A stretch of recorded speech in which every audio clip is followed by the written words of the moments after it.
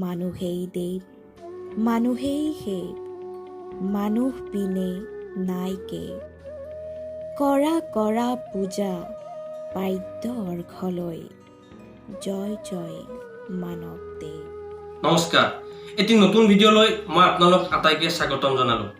আজি মোৰ সৈতে উপস্থিত আছে কৃতি শিক্ষক, বিশিষ্ট সমাজকৰ্মী তথা এসময়ৰ অভিনেতা শ্ৰদ্ধাৰ গদাধৰ গোস্বামী ছাৰ।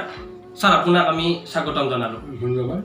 আপোনাৰ পৰা প্ৰথমতে আমি আপোনাৰ জন্ম আৰু পিতৃ মাতৃৰ কথা আমি জানিব খোজোঁ। প্ৰথমতে আচ্ছা, মোৰ জন্ম হ'ল উত্তৰ বৰহিয়াল গাঁৱত, গুৱাহাটীপুৰ জন্ম। মোৰ জন্ম হৈছিল 1980 চনৰ 28 নৱেম্বৰ। মোৰ পিতৃৰ নাম আছিল স্বৰ্গীয় পৰচন্দ্ৰ গোস্বামী আৰু মাতৃ আছিল স্বৰ্গীয় চন্দ্ৰপ্ৰভা গোস্বামী।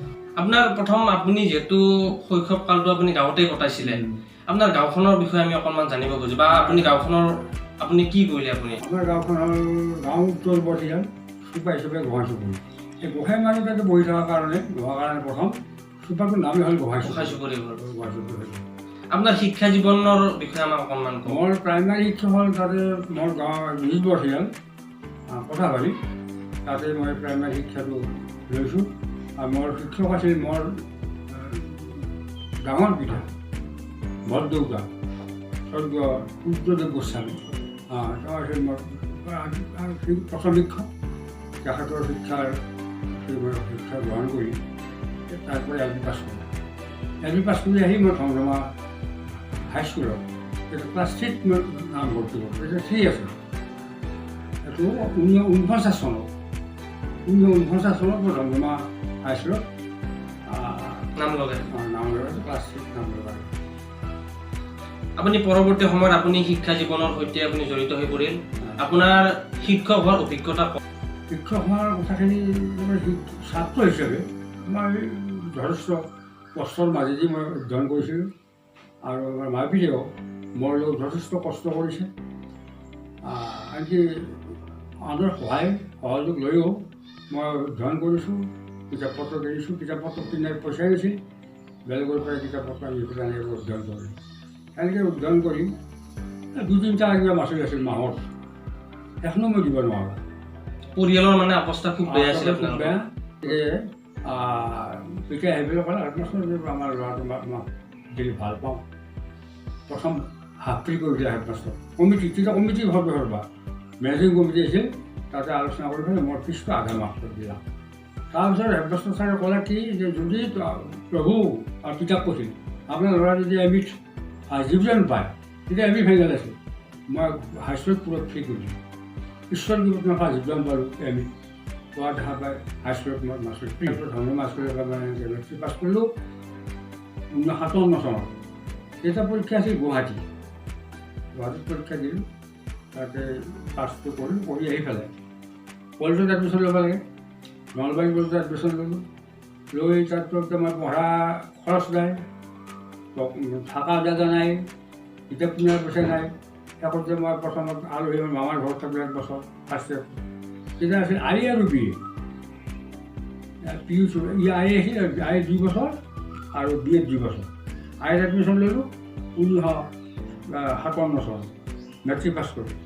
লৈ তাৰপৰা 1959 চনত মই তাৰপৰা আই পাছ কৰি গুৱাহাটীত পৰীক্ষা আই পৰীক্ষা পাছ কৰিলোঁ। আই পাছ কৰি মই এডমিশ্যন ল'লোঁ বি এড থাৰ্ড ইয়েৰ বুলি কয়, B Ed third year 4th year.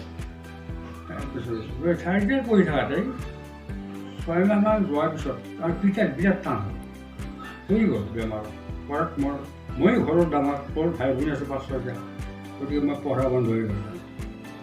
তেতিয়া হাইস্কুলৰ সম্পাদক আছিল মোৰ শ্ৰদ্ধা শিক্ষাগুৰু মাধৱ বৰ্মন ছাৰ, জাপালগুছি।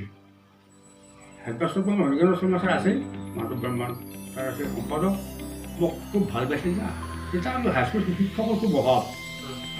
মোক দেখা পাই বাজৰ লাগি ক'লে দিয়া গদাধৰ তুমি বোলে পঢ়িব আহিলি আহা। ছাৰ এনেহ'লে তোমাৰ অৱস্থা এনেকুৱা, পিতাৰো এনেকুৱা অসুখ, গতিকে মই পঢ়াটো বন্ধ হৈছোঁ। চাকৰি কৰিব নোৱাৰা, কৰিবতো লাগিব, আহিবা কালি আহিবা। তাৰপিছত মাতিলাক মোক, মাতি ক্ৰীড়া এখন জহাজ লৈ গ'লোঁ। লগে লগে মই অকণমান দিলাক। 1960 চন তেনেকুৱাকৈ আপুনি শিক্ষকতা কৰিলে আপুনি? সেনেকৈ আৰম্ভ হ'ল মই শিক্ষকৰ শিক্ষক 1960 চন ফেব্ৰুৱাৰী মাহত ইণ্টাৰমিডিয়েট টিচাৰ হিচাপে জইন কৰিলোঁ। দৰমহা সামান্য আৰু 70 টকা 90 টকা তাৰমানে। এনেকৈ মই তাৰপিছত 4 বছৰৰ পিছত 1960 সোমালোঁ। 64ত মই BA পৰীক্ষা লৈ প্ৰাইভেটকৈ মোৰ লগত দুজনমান শিক্ষক আছে, তেওঁৰ লগত দিয়া হ'ল। মোকো ক'লা মই তাৰপিছত সংগ্ৰহ কৰি BA পৰীক্ষা কৰি ঈশ্বৰৰ কৃপাত সেইবাৰতো মই পাছ কৰি গ'লোঁ, একেবাৰে পাছ কৰিলোঁ। পাছ কৰাৰ পিছত বিৰাট আনন্দ, তামোলতো আনন্দ, মোৰো আনন্দ, ঘৰতো আনন্দ, গাঁওবাসীৰো আনন্দ। সেই সময়ত শিক্ষিত মানুহ কমটো। আমাৰ মই যদি মেট্ৰিক পাছ কৰোঁ বাপাৰে ডাঙৰ কাম আৰু মেট্ৰিক পাছ কৰা। তাৰপিছত মই BA পাছ কৰাৰ পিছত BA পাছত চাকৰি পালোঁ, চলি আছোঁ। এনেকৈ থাকি 1998 চনত 30 এপ্ৰিলত বজাৰৰ পৰা অৱসৰ গ্ৰহণ হাইস্কুলৰ পৰা। এটা ডাঙৰ সুখৰ কথা, মোৰ এটা আনন্দৰ কথা যে ধমধমা হাইস্কুলতে মোৰ ছাত্ৰ, তাতে শিক্ষকতা কৰি মই অৱসৰ পালোঁ। এইটো মোৰ কাৰণে এটা সুন্দৰ সুখ। আৰু আপুনি সমাজ জীৱনৰ সৈতে জড়িত হৈ পৰিল, আপোনাক সকলোৱে সমাজকৰ্মী বুলি মানে। আপুনি সমাজখনক কিহৰ কাৰণে ভাল পায়, বা আপোনাৰ কোনবোৰ কথাই আপোনাক সমাজকৰ্মী হিচাপে আগবাঢ়ি যাবলৈ আপোনাক আকৰ্ষিত কৰে? আচলতে সমাজৰ যিটো ভাল দিশ সেইটোত মই সদায় আকৰ্ষিত। যিটো ন্যায় দিশটো সদায় আকৰ্ষিত। আৰু মোৰ এটা ৰেকৰ্ড আছে যে মই সত্যৰ প্ৰতিহে মই সদায় আছোঁ, অসত্যত মই নাই। আৰু সেইকাৰণে এই সমাজত যিখিনি মানুহ আছে, ভাল মানুহ আছে, তেওঁলোকৰ কাম কাজ দেখি মোৰ মন হ'ল একেলগে তেওঁলোকৰ কিবা কাম কাজ কৰি আছোঁ। মই থাকি ভাল পাওঁ।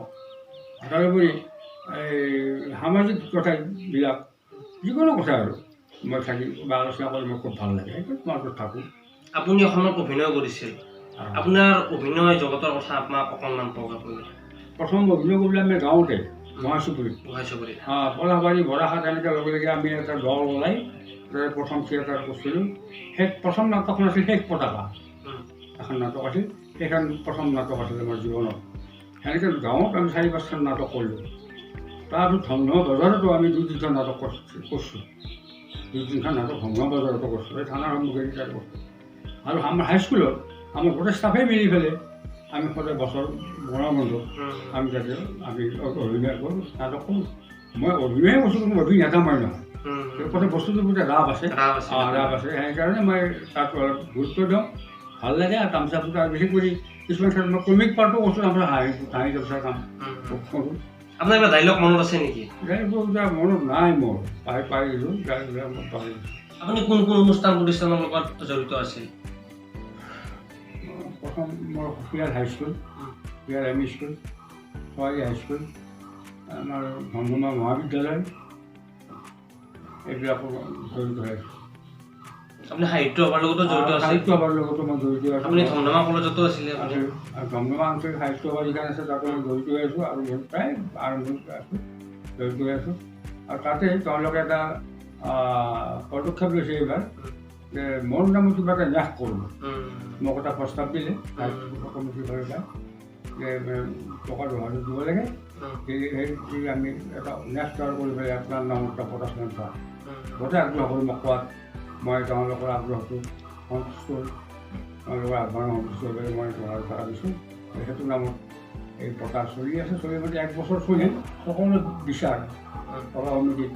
তাৰপৰা এনেহেন কথা মই নহ'লেই নহয়, এনেকুৱা এটা পৰিৱেশো আছে এটা সময়ত। বস্তু মই নিজৰ হওক, কৰ হওক, পিছতটো ক'ম, সেইটো কথা মই দোষীক কোনোদিন মাৰা নাই, দোষীক বাচাওঁ। আপুনি মানে দোষীবিলাকক ভাল হোৱাৰ এটা পৰামৰ্শ দিয়ে, বাট দেখুৱাই দিয়ে। এটা সময় শুদ্ধৰ কাৰণে, শুদ্ধ হোৱাৰ কাৰণে মই কথাটো হ'ল টকা বেছিকৈ জৰিমনা কৰাটো মানুহটো শুদ্ধ হ'ব না, বৰঞ্চ মানুহটো বেয়াহে হ'ব। আৰু পিছত আছামী ফুৰাই দি দোষী নিৰ্দোষী দুটাৰ লগত গৈ পেলাই হাত মিলাই যাওঁ, এনেহেন আছে এটা সময়ত। সকলোৱে মানিছিল, মানাৰ কাৰণে হ'লেতো যে মই আচলতে মই নিজে পঢ়া নহয়, মই কোনো অন্যায় কাৰো কৰা নাই। ক'ত ক'ত সম্বৰ্ধনা পাইছিলে আপুনি? ধমধমা মহাবিদ্যালয়ৰ পৰা মই পাইছোঁ সম্বৰ্ধনা। তাৰপিছতে শান্তিপুৰ স্বৰ্গীয় খগেন্দ্ৰনাথ তালুকদাৰ এটা স্মৃতি ৰক্ষা সমিতি এখন আছে, তাৰ পৰা সম্বৰ্ধনা পাইছোঁ। এনেকৈ ধমধমা দুৰ্গা পূজা তেনেকুৱাও মই সম্বৰ্ধনা পাইছোঁ। এনেকুৱা প্ৰায় অনুষ্ঠানবিলাকৰ পৰা সময়ে সময়ে পাওঁ। মানে কি ধৰণৰ সাহিত্য আপোনাক আকৰ্ষিত কৰে? আপুনি সাহিত্যৰ কোনবোৰ দিশ আপুনি ভাল পায়? মই ক'লোঁ আমাৰ সাহিত্যিক নহ'লেও মই সাহিত্য ভাল পায়, মই খুব ভাল পাওঁ। অৰ্থাৎ সমাজ সাহিত্যটো আচলতে সমাজৰ এটা চিনাকি, সমাজৰ আচল বস্তু সাহিত্য। সেইকাৰণে সাহিত্যক মই ভাল পাওঁ। আচলতে সমাজৰ প্ৰতিচ্ছবিটো সাহিত্যৰ মাজত ফুটি উঠে। আমাৰ সেইকাৰণে সাহিত্য প্ৰতি মোৰ এটা আকৃষ্ট আছে। মই অভিনয় কৰি ভাল পাওঁ, কিন্তু অভিনেতা নহয়। মই সাহিত্য ভাল পাওঁ, সাহিত্যিক নহয়। সমাজ ভাল পাওঁ, মই মানুহ ভাল পাওঁ, মানুহক সহায় কৰি মই ভাল পাওঁ। বিশেষকৈ দুখীয়া মানুহবিলাকক বিপদত সহায় কৰি মই শান্তি লাভ কৰোঁ। দুখীয়াবিলাকক ধনীসকলৰ পৰা মুক্ত কৰাৰ কাৰণত মই দুই এটা পদক্ষেপ গ্ৰহণ কৰিছিলোঁ। তাৰোপৰি মোৰ জীৱনত বৰ আনন্দৰ বস্তু হ'ল মোৰ নাম আৰু সংকীৰ্তন। আমাৰ গাঁৱত নাম সংকীৰ্তন উভয়তে মই যোগদান কৰিছিলোঁ। সংকীৰ্তনত মই খোল বজাইছিলোঁ। আনকি ধমধম হাইস্কুলত যেতিয়া মই শিক্ষকতা কৰোঁ, তেতিয়া হাইস্কুলৰ সৰস্বতী পূজাত ছাত্ৰসকলৰ লগত বহি মই খোল বজাইছিলোঁ। এনেকৈ মোৰ জীৱন আনন্দৰ অতিবাহিত কৰিলোঁ।